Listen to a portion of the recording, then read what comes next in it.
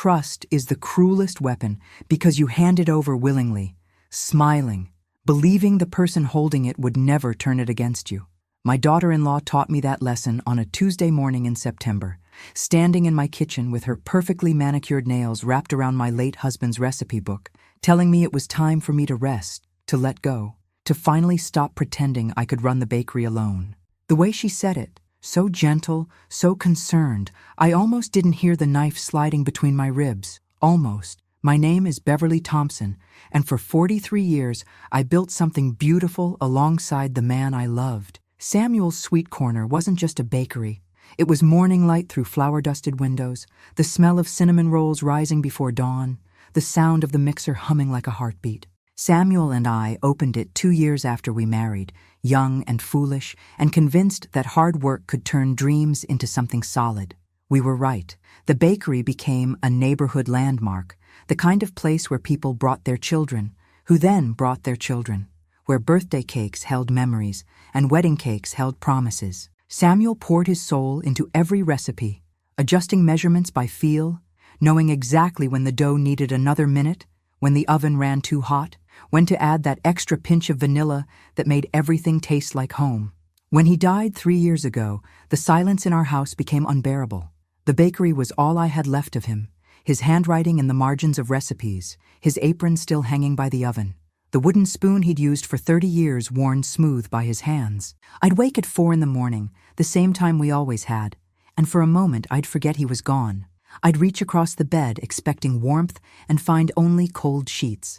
So I'd go to the bakery instead, let the familiar rhythm of measuring and mixing carry me through the grief. Customers would come in, faces soft with sympathy, asking how I was managing. Fine, I'd say, always fine, because what else could I say? That I was drowning? That every morning felt like dragging myself through concrete? That the only thing keeping me standing was the knowledge that if I let the bakery close, I'd lose Samuel all over again. My son Marcus understood, or at least I thought he did. He'd grown up in that bakery, doing homework at the corner table, stealing cookies when he thought we weren't looking, learning to pipe frosting before he learned to drive.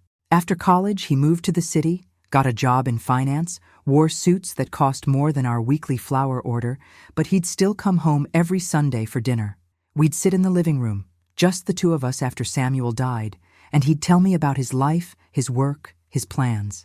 I was so proud of him, this man I'd raised, this good man who called his mother every Wednesday without fail, who sent flowers on my birthday, who seemed to have everything figured out. Then he met Vanessa Clark at some corporate event, one of those networking things where everyone pretends to care about everyone else's success. She was beautiful in that calculated way, the kind of beauty that requires effort and maintenance and money. Tall, elegant, with dark hair that fell in perfect waves and a smile that looked practiced in mirrors. When Marcus brought her home for the first time, she walked through my house like she was cataloging everything, her eyes moving from the family photos on the walls to the worn carpet to the china cabinet that had been Samuel's grandmother's.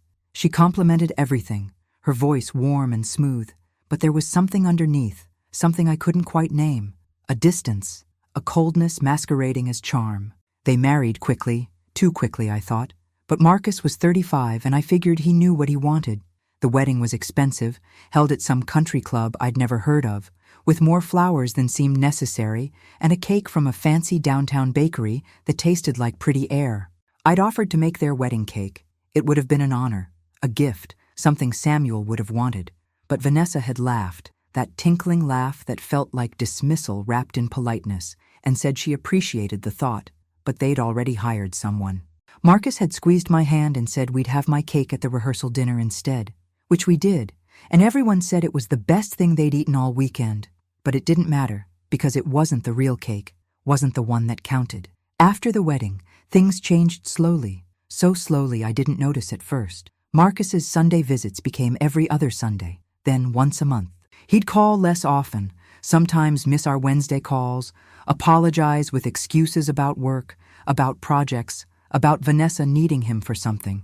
When they did visit, Vanessa would walk through the bakery with this expression, not quite disgust, but close, commenting on how quaint everything was, how authentic, how it must be so much work for me at my age. That phrase, at my age, started appearing more and more, casual and concerned, always with that same gentle smile. You're doing so much at your age, Beverly. Isn't this exhausting at your age? Have you thought about what comes next at your age? I was 67, not dead. I worked the same hours I always had, got up before dawn, mixed dough, decorated cakes, served customers who'd known me for decades. My hands were steady, my mind sharp, my body tired but capable. The bakery needed me, and I needed it. But Vanessa had planted a seed, and I could see it growing in Marcus's eyes every time he looked at me. This new concern, this worry I'd never seen before. 6 months ago, Marcus called and asked if he could come by to talk, just him, without Vanessa. I felt relief at that, thinking maybe we could have one of our old conversations, the kind where he'd tell me about his life, and I'd tell him about the bakery, and we'd feel connected again. He sat at my kitchen table, the same table where he'd done his homework, where Samuel and I had shared 10,000 meals, and he said he'd been thinking. The bakery was a lot for one person, he said. I wasn't getting any younger, he said. What if something happened to me? What if I got sick? What if I couldn't handle it anymore? Had I thought about selling, about retiring, about spending my final years resting instead of working? Final years, he'd said, like I was already dying. I looked at my son, this man I'd raised, and barely recognized him. When had he started talking like this? When had he started looking at me like I was fragile, breakable, something to be managed rather than listened to? I told him I wasn't ready to sell, that the bakery was my life, that I was fine, perfectly capable, and he'd nodded, said he understood, said he just wanted me to think about it. But there was something in his eyes, something that looked like Vanessa's calculations. The visits changed after that. Vanessa started coming to the bakery during the week, dropping by with coffee, with muffins from other places that I'd smile at and set aside, sitting at the counter and asking questions. How were sales? How was I managing inventory? Did I have all the permits up to date? Had I thought about updating the equipment? The questions felt invasive, probing, like she was looking for something. I'd answer politely, vaguely, feeling defensive in my own space, and she'd nod and smile and make little notes on her phone. Then came the morning 3 weeks ago when I arrived at the bakery at 4:30, same as always, and found the back door already unlocked. My heart seized, thinking we'd been robbed, but everything looked normal, untouched. I checked the office, the small room where Samuel and I had done paperwork for 4 decades, and found nothing missing but everything slightly wrong. Papers moved, files open, the computer turned on when I always shut it down. Someone had been there, going through everything, and I knew without being told it was Vanessa. I called Marcus that morning, my hands shaking as I held the phone. Someone broke in, I told him, went through the office. His response came too quickly, too calm. It wasn't a break-in, Mom. Vanessa stopped by early to pick up some recipes you'd promised her. She has a key, remember? I didn't remember, had never given anyone a key, but before I could say that, he'd already moved on, asking if I'd thought more about selling, about retiring, about letting him help me find a nice place to live, somewhere easy, somewhere with no stairs, somewhere that wasn't my home. That afternoon, I went through everything in the office, checking files, papers, the old safe where Samuel had kept important documents. Everything seemed normal until I opened the safe and saw the folder marked Business Records. Inside should have been the deed to the bakery, the LLC paperwork, the original articles of incorporation Samuel and I had signed 43 years ago. The deed was there, but something was wrong. I pulled it out, hands trembling, and stared at the signature at the bottom. My name, Beverly Thompson, written in a hand that wasn't mine. The ink too fresh, the paper too crisp, everything wrong. Someone had forged a new deed, and according to this document, the bakery no longer belonged to me alone. Marcus Thompson was listed as co-owner, 50% equity, signed and dated 3 months ago. My chest tightened, breath coming in short gasps. I sat down hard in Samuel's old chair, the leather cracked and familiar, and tried to understand what I was seeing. I had never signed this document, never agreed to make Marcus co-owner, never discussed selling or transferring anything. But there it was, my signature clear as day, legal and binding, making my son half-owner of everything Samuel and I had built. I thought about Vanessa's visits, her questions, her access to the office, and I understood. She hadn't been curious. She'd been planning.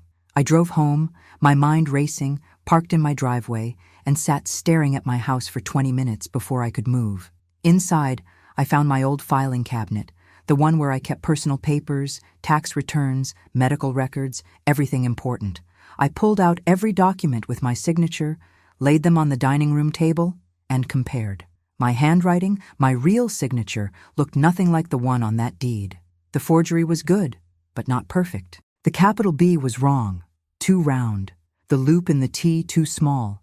Someone had practiced, had tried, but hadn't quite captured the way my hand moved after 70 years of writing my own name. I took photos of everything, the real signatures, the fake one, the entire deed. My hand's steadier now because anger burns away fear.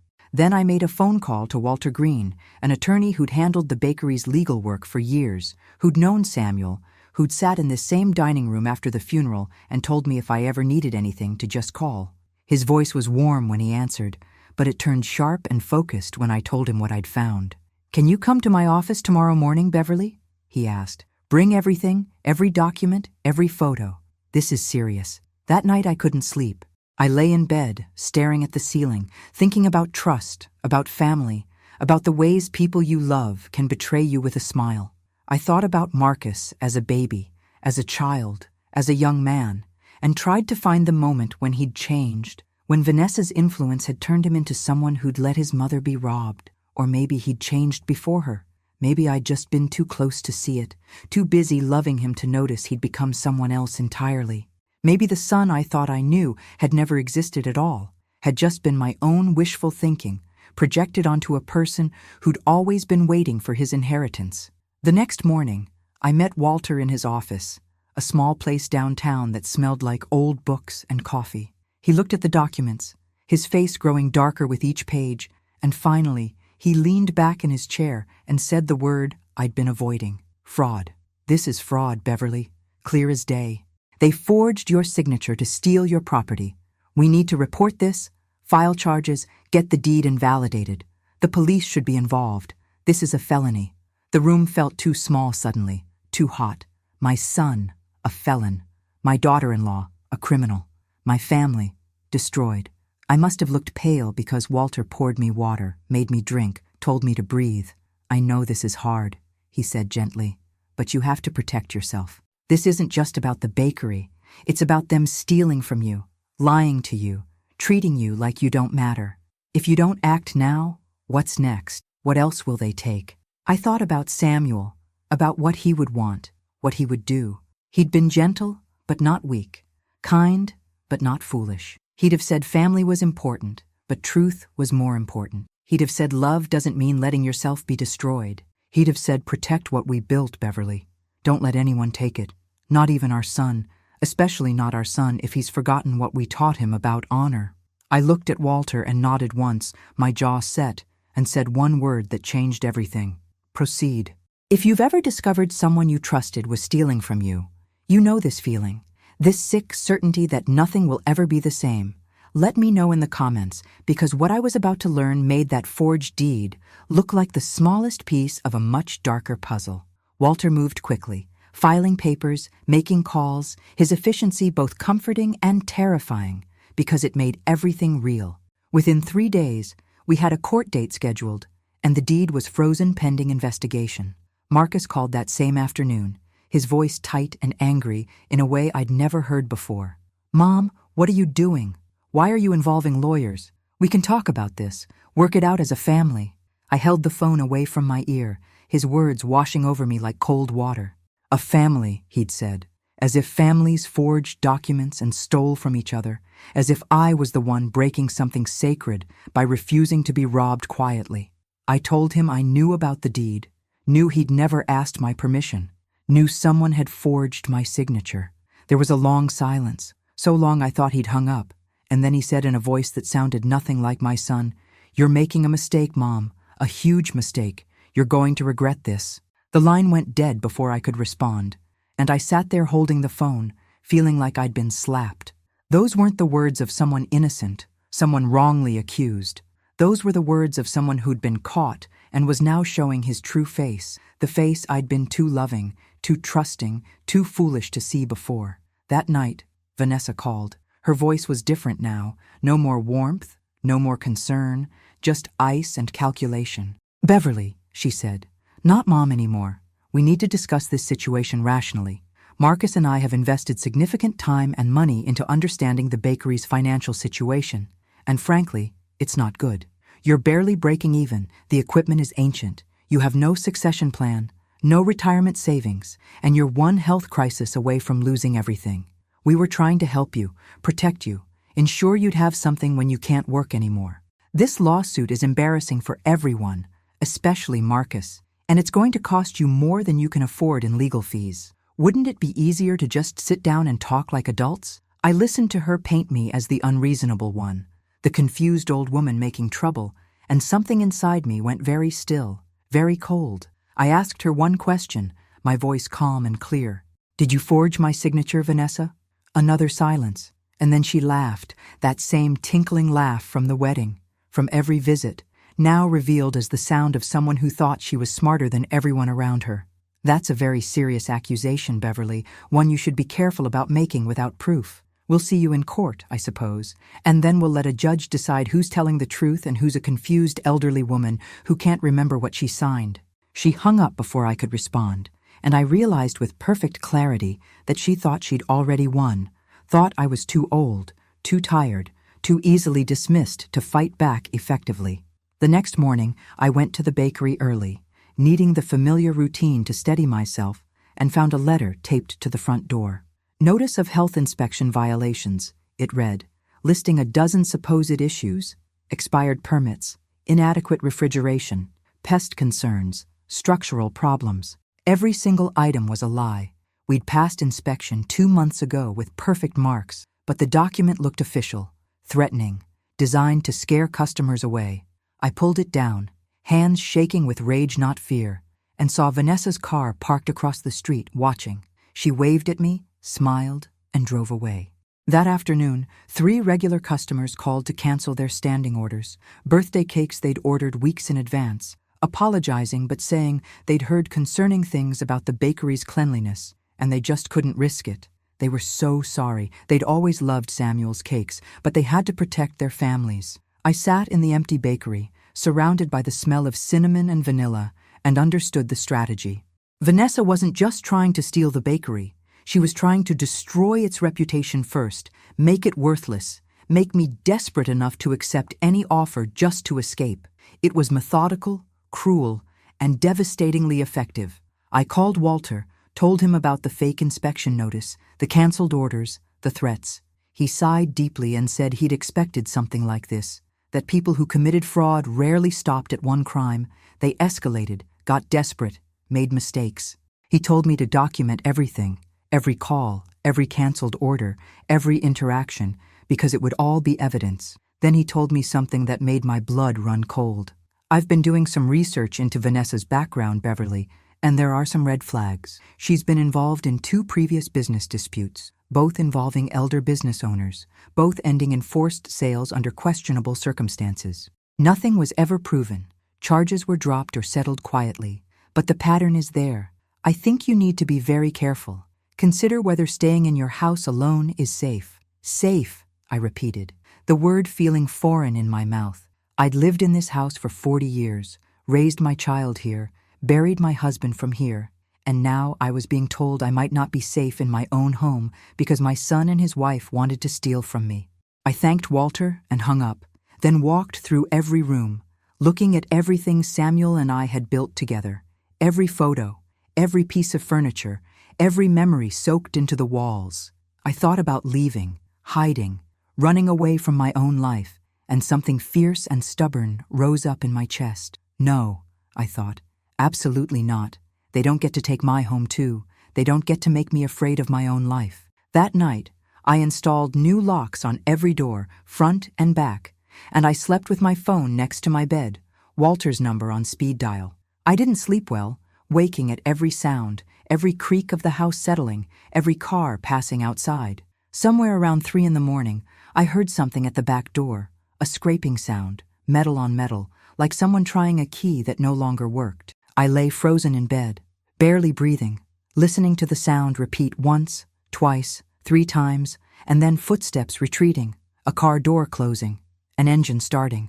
In the morning, I found scratches around the lock, fresh and deep, evidence that someone had tried to get in and failed. I reported it to the police, showed them the marks, told them about the lawsuit, the forged deed, the threats. The officer, young and sympathetic, wrote everything down and said he'd increase patrols in my neighborhood. But unless I saw who tried to break in, there wasn't much they could do. He suggested I might want to stay with friends or family until this was resolved, and I almost laughed because the only family I had was the one trying to destroy me. Instead, I thanked him and called a security company, had cameras installed front and back, a system that would alert me and the police if anyone tried to enter. It cost money I didn't really have, money that should have gone to flour and sugar and wages, but safety wasn't optional anymore. The court hearing was scheduled for 2 weeks away, and in those 2 weeks, everything got worse. The fake inspection notice was followed by anonymous calls to my suppliers, claiming I hadn't paid my bills, resulting in 3 vendors demanding immediate payment or threatening to cut me off. I had to scramble, show them bank statements, proof of payment, convince them I wasn't broke or dishonest. Then came the online reviews. Suddenly my bakery that had maintained 5 stars for years was flooded with 1-star ratings, all posted in the same week, all claiming terrible service, stale products, rude behavior. I recognized none of the names, and when I looked closely, most of the accounts had been created that same week, fake profiles leaving fake reviews designed to gut my business. I spent hours reporting them, explaining to the review sites that this was harassment, but it was like shoveling sand against the tide. For every review removed, 2 more appeared. My regular customers knew better, knew me, but new customers looking us up online would see those ratings and go somewhere else. I watched my business, Samuel's legacy, our life's work, being systematically destroyed by lies, and I felt helpless in a way I hadn't felt since he died. Walter told me it was all evidence, all proof of Vanessa's malicious intent, all things that would help our case, but evidence didn't pay the bills or keep the doors open. I was hemorrhaging money, losing customers, and running on fumes emotionally. I'd wake up exhausted, drag myself to the bakery, bake for the few customers I had left, and go home to my camera-monitored house, feeling like a prisoner in my own life. Marcus didn't call, didn't visit, had completely cut me off, and the grief of that loss sat in my chest like a stone, heavy and cold. The knowledge that my son had chosen greed over me, had chosen a woman he'd known 3 years over the mother who'd raised him for 35. 3 days before the hearing, I was closing up the bakery when a woman I'd never seen before walked in, well-dressed, professional, carrying a briefcase. She introduced herself as Patricia Holcomb, a real estate agent, and said she understood I might be interested in selling my property. I started to tell her I wasn't interested, but she held up a hand, smiled, and said she represented a client willing to make a very generous offer. Cash, quick closing, no inspection needed. She could have papers ready by tomorrow. The number she quoted was high, higher than market value, tempting enough to make me pause, and she must have seen it in my face because her smile widened. "The offer expires in 48 hours, she said, sliding a card across the counter. "Think about it, Beverly. Think about how much easier your life could be. No more stress, no more court dates, just a clean break, and enough money to retire comfortably anywhere you want." After she left, I looked at the card, at the company name I'd never heard of, and I knew without checking that Vanessa was behind this too. It was the final play, the carrot after the stick, the offer designed to look like salvation when it was really surrender. I could accept, take the money, walk away from the fight, let them win. Or I could keep fighting, keep bleeding money and customers and peace of mind, gambling everything on a court system that might not believe me, might see me as exactly what Vanessa claimed, a confused old woman who couldn't remember what she'd signed. That night, I sat in Samuel's chair in the living room, the one he'd watched television in, read in, fallen asleep in countless times, and I asked him what to do. I didn't believe in ghosts, didn't think the dead could answer, but I needed him so badly in that moment that I spoke out loud anyway. "What do I do, Samuel? How do I fight this? How do I win when they've got youth and money and ruthlessness, and all I've got is the truth?" The house was silent, just the hum of the refrigerator, the tick of the old clock, the sound of my own breathing. And then I remembered something he'd said once, years ago, when a competitor had opened down the street and everyone thought we'd go under. The truth wins eventually, Beverly, he'd said. Maybe not fast, maybe not easy, but it wins because lies require energy to maintain, and truth just is, solid and patient and inevitable. I decided then, sitting in his chair in the dark, that I would see this through no matter what it cost. I would go to court, present my evidence, tell my story, and let the truth be solid and patient and inevitable. If I lost, if they somehow won despite everything, at least I'd have fought. At least Samuel's legacy would be worth defending. At least I wouldn't have surrendered to fear and greed. I called Patricia Holcomb the next morning and told her my answer was no. My property wasn't for sale at any price, and I heard the irritation in her voice when she said I was making a mistake, that not many people got second chances like this. I told her I didn't need second chances. I needed justice, and hung up feeling stronger than I had in weeks. The day before the court hearing, Walter called with news that made my heart stop. "We have a problem, Beverly," he said, his voice heavy. "Vanessa's attorney just filed a motion claiming you have early-stage dementia, that you've been diagnosed by a Dr. Raymond Chen, and that your signature on the original deed transferring co-ownership to Marcus was valid, but you don't remember it due to cognitive decline. They're arguing the lawsuit should be dismissed because you're not mentally competent to bring it, and they've submitted medical records as evidence." I couldn't breathe, couldn't speak, the words hitting me like physical blows. I'd never heard of Dr. Raymond Chen, had never been diagnosed with anything except high blood pressure, had never signed any deed. This was a new lie, bigger and more dangerous than all the others, because if a judge believed I was mentally incompetent, I'd lose everything, the bakery, my house, my independence, my entire life. They could have me declared unfit, put Marcus in charge of my affairs, and I'd be powerless to stop them.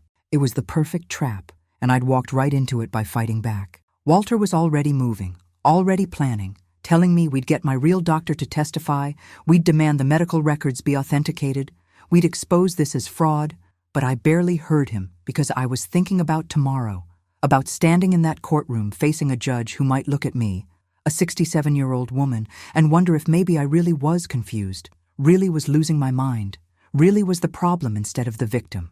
If you've ever been made to doubt your own mind, your own memory, your own truth, you'll understand what happened next, because when I hung up the phone and looked at myself in the mirror, I saw exactly what they wanted everyone to see: an old woman, tired and scared, and maybe, just maybe, not quite as sharp as she used to be. And that's when I realized how close I was to losing everything. I didn't sleep that night. Instead, I sat at my kitchen table with every medical record I'd kept for the past 20 years spread out before me, proof of my doctor visits, my prescriptions, my clean bills of health. Dr. Sarah Mitchell had been my physician for 15 years, knew me better than almost anyone, and I called her at 7 in the morning, waking her up, my voice shaking as I explained what was happening. She was quiet for a long moment, and then she said something that made me want to cry with relief. "Beverly, I'll be at that courthouse tomorrow, and I'll tell them exactly what I know, that you're one of the sharpest people I've ever treated, that you have no cognitive decline whatsoever, and that whoever filed those fake medical records committed a serious crime. We'll fight this together." Walter arrived at my house 2 hours before the hearing, carrying a thick folder of documents, his expression grim but determined. "We have everything we need, Beverly," he said, spreading papers across my dining room table. "Your real medical records from Dr. Mitchell proving you've never been diagnosed with dementia. A statement from Dr. Raymond Chen's office confirming they have no patient by your name in their system, meaning those medical records were completely fabricated. Bank statements showing Marcus has been withdrawing money from a joint account you didn't know existed, an account he opened using the forged deed as proof of co-ownership, and we have testimony from 3 of your longtime customers willing to swear under oath that you've shown no signs of cognitive decline, that you remember their orders, their families, details going back decades. They can't win this, Beverly. The evidence is too strong." I looked at all those papers, all that proof of my own competence, my own truth, and felt something close to rage burning in my chest, that I had to prove I wasn't losing my mind, that I had to bring witnesses to confirm I could remember things, that my own son would try to have me declared incompetent to steal from me. It was so far beyond anything I'd imagined when I'd held him as a baby, when I'd taught him to tie his shoes, when I'd paid for his college and celebrated his successes and believed he'd grown into a good man. Where had I failed? What had I done wrong to raise someone who could do this to his own mother? Walter must have seen something in my face because he reached across the table and gripped my hand, his voice firm. "This isn't your fault, Beverly. You raised him right. He made his own choices, let someone else influence those choices, and now he's going to face the consequences. Don't let him make you doubt yourself. That's what they want. That's the whole strategy, making you feel weak and confused so you'll give up. Don't give them that power." We arrived at the courthouse an hour early, and I sat on a bench in the hallway, watching lawyers and families and criminals all moving through the same building, all caught up in their own dramas. Dr. Mitchell arrived, gave me a hug that nearly broke my composure, and sat beside me holding my hand. Then came my customers, 3 women I'd known for years, who'd bought birthday cakes and wedding cakes and funeral cakes, who'd shared their lives with me across my bakery counter. They'd all taken time off work to be here, to stand up for me, and I felt so grateful I could barely speak. When Marcus and Vanessa arrived, I watched them from down the hall, saw them talking with their lawyer, a man in an expensive suit who looked like he enjoyed crushing people in court. Marcus wouldn't look at me, kept his eyes down, his shoulders hunched, looking smaller than I remembered. But Vanessa met my gaze directly, her expression cold and confident, a slight smile playing at her lips, and I knew she still thought she'd win, still thought I was just an obstacle to be removed. The courtroom was smaller than I'd expected, more intimate, which somehow made it worse. I sat at the plaintiff's table beside Walter, my hands folded in my lap to keep them from shaking, and tried to breathe steadily. The judge entered, a black woman in her 50s with sharp eyes and an expression that suggested she'd seen every kind of human ugliness and wasn't impressed by any of it. She looked at the case file, looked at both tables, and said, "Let's begin." Walter stood and laid out our case methodically, calmly, each piece of evidence building on the last. The forged deed with its incorrect signature, the real deed showing sole ownership by Beverly Thompson, the fake medical records claiming dementia, the statement from Dr. Chen's office proving those records were fabricated, the bank statements showing unauthorized withdrawals, the witness testimonies ready to confirm my mental competence. He spoke for 20 minutes, and with each revelation, I watched Marcus sink lower in his chair, while Vanessa's expression grew tighter, more brittle. Their attorney stood next, and I braced myself for whatever lies he'd constructed. But his opening was different than I'd expected, softer, playing on emotion rather than facts. "Your Honor," he began, "this is a family tragedy, a misunderstanding between a mother and son who both love each other but have different visions for the future. Mrs. Thompson is a proud woman, understandably so. She's built a successful business and doesn't want to admit she needs help. But the reality is she's approaching 70, working alone in a declining business, with no retirement savings and no succession plan. Marcus Thompson, her only child, has been trying desperately to help her, to protect her, to ensure she has financial security in her final years. Yes, there may have been some paperwork irregularities, but those came from a place of love and concern, not malice. Final years, he'd said, the same phrase Marcus had used months ago, and I felt my jaw clench. I wasn't dying, wasn't helpless, wasn't ready to be put out to pasture because I'd reached some arbitrary age. The attorney continued, painting Marcus as the devoted son, Vanessa as the concerned daughter-in-law, and me as the stubborn old woman too proud to accept help. It was a good story, almost believable if you didn't know the truth, and I saw the judge's expression remain neutral, giving nothing away. Then came the cross-examination, and Walter called Dr. Mitchell to the stand first. She stated her credentials, confirmed she'd been my doctor for 15 years, and then Walter asked the critical question. Dr. Mitchell, in your professional opinion, does Mrs. Beverly Thompson show any signs of dementia or cognitive decline? Dr. Mitchell looked directly at the judge and said clearly, absolutely not. Mrs. Thompson is mentally sharp, has excellent memory, manages complex business operations independently, and shows no signs whatsoever of cognitive impairment. I would stake my medical license on that statement. Walter then presented the statement from Dr. Raymond Chen's office, and I watched the judge's expression change slightly, a tightening around her eyes that suggested displeasure. So these medical records, submitted by the defense, Walter said, holding up the fabricated documents. Claiming Mrs. Thompson has been diagnosed with early-stage dementia by Dr. Chen are completely false? That's correct, Dr. Mitchell replied. Dr. Chen has no record of ever treating Mrs. Thompson, and I can confirm she's never been diagnosed with any form of dementia by any physician. The courtroom went very quiet. The judge looked at Marcus and Vanessa's attorney and said, "Counselor, do you have an explanation for these fraudulent medical records?" The attorney shuffled his papers, clearly unprepared, and said something about a clerical error, a misunderstanding. They'd been provided these documents by their clients in good faith. The judge's expression grew harder. Good faith doesn't include submitting fabricated medical records to my courtroom. We'll be addressing that separately. Continue, Mr. Green. Walter called my customers next, one by one, and each told the same story. Beverly remembers everything: my regular order from 5 years ago, my daughter's wedding cake specifications, my late husband's favorite pie. She runs that bakery like clockwork, never forgets an order, never makes mistakes. She's sharper than people half her age. Their testimony was simple, honest, devastating to the defense's narrative that I was a confused old woman who couldn't manage her own affairs. Then Walter called me to the stand, and I walked up on shaking legs, placed my hand on the Bible, swore to tell the truth, and sat down facing the courtroom. Walter asked me to tell my story in my own words, and I did, starting with Samuel's death, the bakery becoming my lifeline, Marcus's marriage to Vanessa, the slow erosion of my relationship with my son, the discovery of the forged deed. I kept my voice steady, my facts clear, refusing to let emotion overwhelm the truth. When I described finding that deed in my safe, my signature forged so carefully, so deliberately, I looked directly at Marcus and saw tears running down his face. He was crying, actually crying, but I couldn't tell if it was guilt or fear or just self-pity. I kept talking, describing the fake health inspection notice, the canceled orders, the online reviews, the attempted break-in, the real estate agent with her too generous offer, the fabricated medical records designed to have me declared incompetent.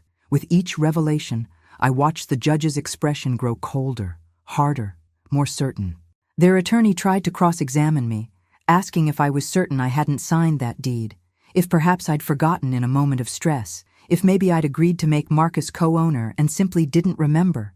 I looked at him and said very clearly, "I have never forgotten a single important moment in my 67 years. I remember the day I married Samuel, the day Marcus was born, the day we opened the bakery, the day my husband died, and I would certainly remember signing away half of everything we built. I did not sign that document. Someone forged my signature, and we both know who." The attorney had no response to that, and the judge called a 15-minute recess. I sat in the hallway with Dr. Mitchell and my customers, all of us silent, waiting. Walter was on his phone, pacing, and when he came back, his expression was grim. "Vanessa's attorney just tried to negotiate a settlement," he said quietly. "They'll drop all claims to the bakery, return all withdrawn funds, if you agree not to press criminal charges. They know they're going to lose, Beverly, and now they're trying to avoid jail time." I thought about it for maybe 10 seconds, thought about accepting peace, avoiding more drama, just getting my life back. Then I thought about the forged signatures, the fake medical records, the systematic destruction of my business and reputation, the attempt to have me declared incompetent and strip away my independence. I thought about every old person who'd been manipulated by family members, declared unfit, robbed of their autonomy and their assets. And I said, no settlement. Let the judge decide, and then let the police decide. Actions have consequences. When we reconvened, the judge didn't waste time. After reviewing all evidence presented, she said, her voice carrying through the silent courtroom, "I find overwhelming proof of fraud, forgery, and elder abuse. The deed transferring co-ownership to Marcus Thompson is hereby declared null and void. All funds withdrawn from the business account are to be returned to Mrs. Beverly Thompson within 30 days, with interest. Furthermore, I am ordering a full criminal investigation into the fabricated medical records and forged signatures, and I am issuing a restraining order preventing Marcus Thompson and Vanessa Clark Thompson from contacting Mrs. Thompson or coming within 500 feet of her home or business. This case is one of the most egregious examples of elder financial abuse I have seen in my courtroom, and I hope the district attorney prosecutes to the fullest extent of the law. The gavel came down with a crack that felt like thunder, final and absolute. I sat very still, letting the words wash over me, feeling something tight in my chest finally release. I'd won. The truth had won. Samuel had been right. It just needed to be solid and patient and inevitable, and now it was over. Marcus stood suddenly, his chair scraping against the floor, and turned to me with a desperate expression. "Mom, please, I never meant," he started, but Vanessa grabbed his arm, hissing something I couldn't hear, pulling him toward the exit. He looked back once, his face crumpling, and I felt nothing. No sympathy, no forgiveness, just a vast emptiness where my love for him used to live. The judge was already calling the next case as they left, my family drama reduced to just another file in an endless stream of human failures. Outside the courthouse, reporters had somehow gotten wind of the case, cameras and microphones appearing like magic. Walter shielded me, saying no comment to every question, guiding me to his car. But before I got in, I turned back to the cameras and said just one thing. If someone you love is trying to control your life, your money, or your mind, fight back. You are not too old, too confused, or too weak to protect yourself. And to every family member who thinks they can manipulate elderly parents or grandparents, know that some of us will fight, some of us will win, and some of us will make sure you face justice. Then I got in the car and let Walter drive me home. The next 3 months were a blur of police interviews, DA meetings, and slow reconstruction of my life. The criminal investigation moved forward, charges filed for forgery, fraud, and elder abuse. Marcus and Vanessa hired expensive lawyers, tried to claim ignorance, tried to blame each other, but the evidence was overwhelming. In the end, Marcus took a plea deal, 3 years probation, community service, and permanent relinquishment of any claim to my estate. Vanessa refused to deal and went to trial, where a jury took less than 2 hours to convict her. She got 18 months in prison, and I felt nothing watching her led away in handcuffs. No satisfaction, no revenge, just tired relief that it was finally over. The bakery recovered slowly. Regular customers returned, bringing friends, spreading word that we were still here, still making Samuel's recipes, still serving the neighborhood. The fake reviews were removed, the suppliers restored credit, and gradually the cash flow stabilized. I hired 2 part-time employees, young women who loved baking and needed jobs, and for the first time in 3 years, I wasn't working alone. The place felt alive again, filled with voices and laughter and the sound of timers going off and ovens opening. I never heard from Marcus again. He moved away, I heard, to another state, a fresh start, where no one knew what he'd done. Sometimes late at night, I'd think about him, the baby I'd held, the boy I'd raised, the man who'd betrayed me, and I'd wonder if I could have done something differently, taught him better, protected him from Vanessa's influence. But mostly I just felt sad, a deep, aching sadness for the loss of someone who'd never really existed, the good son I'd imagined rather than the weak man he'd actually become. On what would have been Samuel's 75th birthday, I stood in the bakery before dawn, mixing dough for his signature cinnamon rolls, and I talked to him the way I sometimes did when the world was quiet. "We did it, Samuel," I said to the empty room. "We kept it safe. We didn't let them take it." And I swear I felt something then. Not a ghost, not anything supernatural, just a sense of rightness, of completion, of a promise kept. The bakery that we'd built together would outlive us both, and that was enough. I'm 70 years old now, 3 years past that terrible courtroom confrontation, and I still get up at 4 in the morning to make cakes and cookies and bread. My hands are a little more arthritic, my back a little more stiff, but my mind is sharp and my purpose is clear. The bakery isn't just a business anymore. It's proof that you can survive betrayal, proof that the truth matters, proof that being old doesn't mean being powerless. Young people come in sometimes, drawn by the story they've heard, and they ask me how I found the strength to fight my own family. I tell them it wasn't strength, it was just refusal. Refusal to be erased, to be silenced, to be made small by people who should have protected me. Trust is still the cruelest weapon because you hand it over willingly, smiling, believing the person holding it would never turn it against you.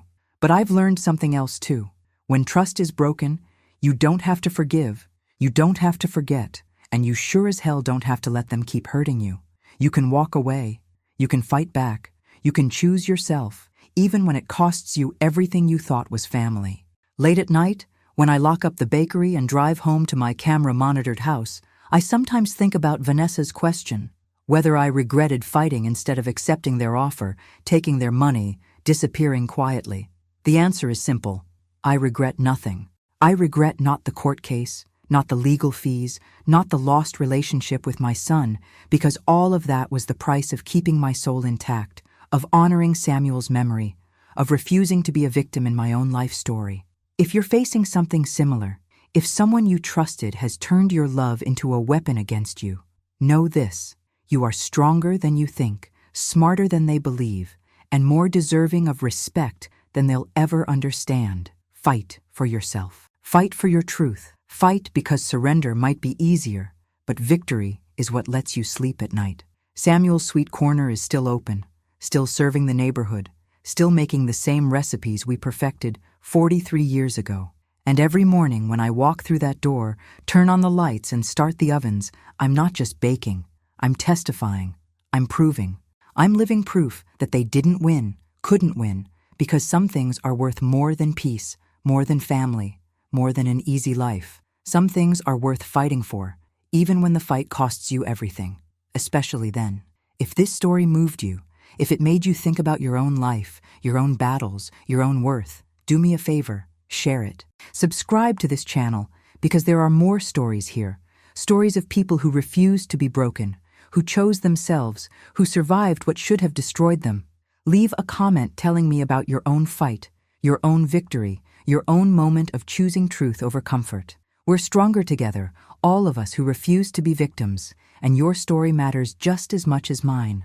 Now, if you'll excuse me, I have cinnamon rolls to make, a business to run, and a life to live on my own terms, exactly the way Samuel and I always planned. Some circuses, it turns out, are worth defending.